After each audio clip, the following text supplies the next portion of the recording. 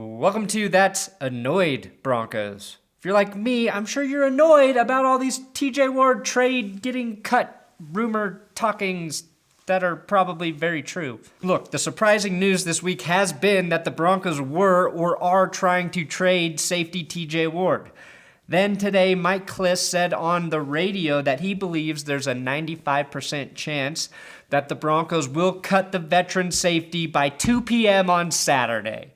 Cecil Lammey thinks if they release TJ Ward, the Broncos will ask him to come back at a lower price, which I'm sure will go over well. Imagine if that were you at your job. Hey, you're fired. Next day, phone rings. Yeah, so we did fire you yesterday, but we would like to have you back for less money.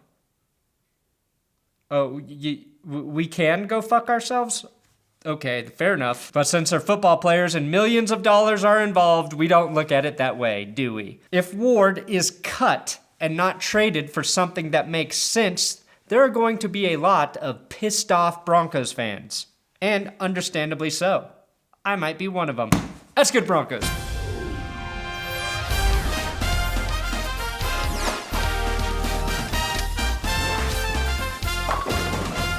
This annoying episode is sponsored by SeatGeek. Look, if you want to buy Broncos tickets for the regular season or NFL tickets, use my promo code ThatsGood when you download the SeatGeek app in the link below this YouTube video. If you're on Facebook, come to my YouTube channel. That's good. It's such a good promo code because it saves you $20. I use SeatGeek because they rank the ticket prices, which lets me know which Broncos fans are trying to gouge me for prices. You can also preview the seat. It's a really user-friendly app. I think it's better than StubHub and Ticketmaster. Personally, that's my opinion. Now I'm stirring up controversy in my promos. So, you may be wondering, if other NFL teams know the Broncos will cut TJ Ward, why on earth would they trade for him? Well, if Ward is released, he could sign anywhere. So if you're an NFL GM and you decide you definitely need a proven safety on your team, then it makes sense to trade something to ensure you have him on the roster. I know for a fact that the defensive players are pissed about the TJ Ward trade talk, or cut talk, which isn't good. But is cutting TJ Ward a smart business decision? Probably. I think Justin Simmons has a very bright future in the NFL, and he's better built to defend the pass. I also like what we've seen from Jamal Carter so far, but TJ is an intimidating presence on that defense, and is still one of the hardest hitting players in the NFL. I don't think that is an easy thing to replace or replicate. The thing is, the Broncos defense doesn't need TJ Ward to be great in pass coverage. That's never been his MO. The Broncos had the best secondary in the NFL last year, even with TJ having, quote, a down year. The secondary is a cohesive unit. They know how to play together. They trust each other, and they allowed only 185 passing yards per game in 2016. TJ was a part of that, regardless of how he is used on the field. I think this Ward decline narrative stinks like the inside of an overcooked filet mignon at a black tie event. Yes, he's getting older. He's 31. He is going to decline over the next few years. That's what happens in the NFL. But week 2 of last year, Ward led the team in tackles with 8. Throughout 2016, he forced 3 fumbles, which is tied for highest of his career, and he was credited with 69 tackles and 18 tackle assists, which was the highest he's had since arriving in Denver. Ward was also a big dick player, runner-up at least twice last season that I can remember, which in my humble opinion is his most impressive stat. Another strong contender for the award was safety TJ Ward, you could say. You know who's not better than TJ Ward in pass coverage right now? Will Parks and Jamal Carter. I think Justin Simmons can have a bigger role on the defense with TJ still on the team. I think the Broncos defense is better if both of those guys are still here. The other knock on TJ is that he was worse in run defense last season, which is true because the entire team was bad on run defense last season, except for maybe Derek Wolfe, Brandon Marshall, and Von Miller. Billy Wynn, Jared Crick, Adam Gotsis, all pretty bad in run D, which probably means your safeties are going to be in tougher positions in terms of making run stops. Now, Pro Football Focus rated TJ Ward as the best blitzing safety in the NFL last season, with 17 total QB pressures. But yeah, he's declining. I saw it with my own eyes. I don't care how many pressures he's got. He lost a step last year. I saw him miss some tackles. Yeah, he's doing better than he was before. However, Pro Football Focus contradicts itself with his overall pass rush grade being a 52.1, which isn't very good. Is blitzing not considered pass rushing? I don't fucking know. I don't know how they make some of these grades. But he was the best blitzing safety in 2016. I think that's the type of guy you want to keep on your defense, especially with Shaq Barrett and Shane Ray having injury concerns. Ward has been dealing with the hamstring injury all preseason. There's no arguing that. Hamstrings can be serious, but they can heal properly with the right amount of rest, which TJ has been able to get this preseason.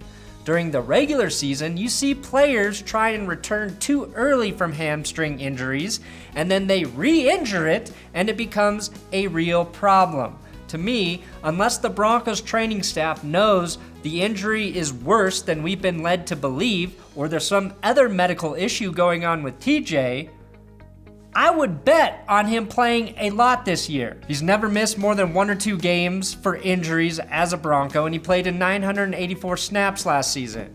Now, you may also be thinking the Patriots do this all the time. They get rid of players a year too soon as opposed to doing it a year too late, and that formula for success is undisputable.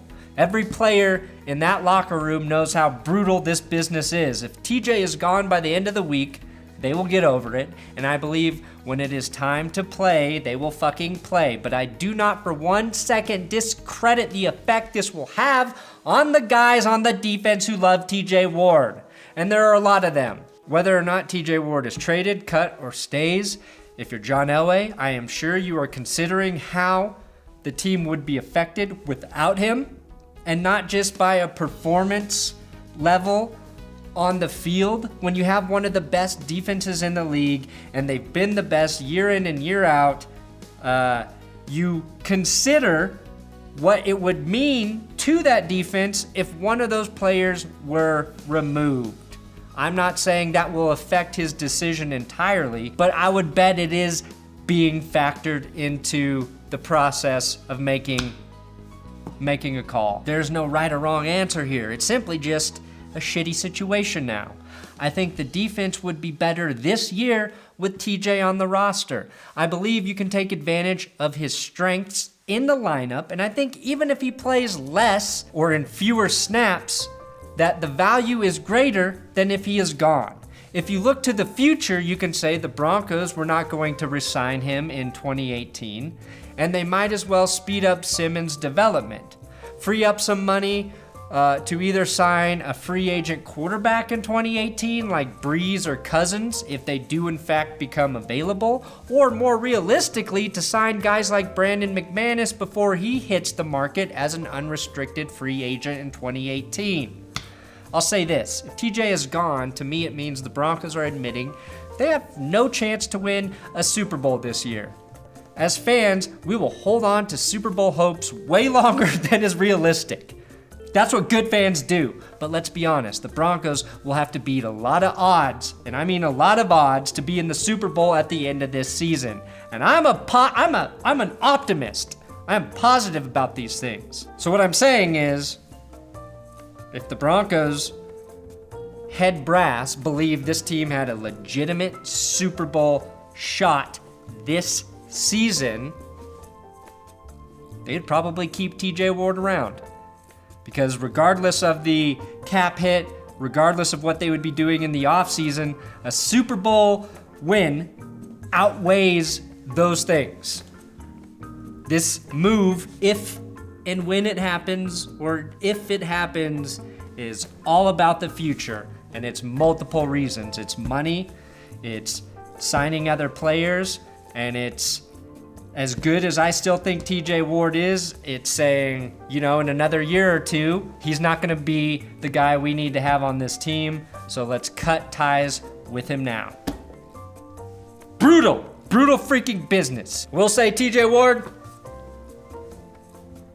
we love you here at That's Good Sports, which just means me because there's nobody fucking helping me here. Thanks for watching another episode of That's Good Broncos. Make sure you tune in for the Broncos-Cardinals recap tonight after the game. You might not think it's important. It might not be important, but we'll talk football. I'm on Twitter at Brandon Perna. Yeah.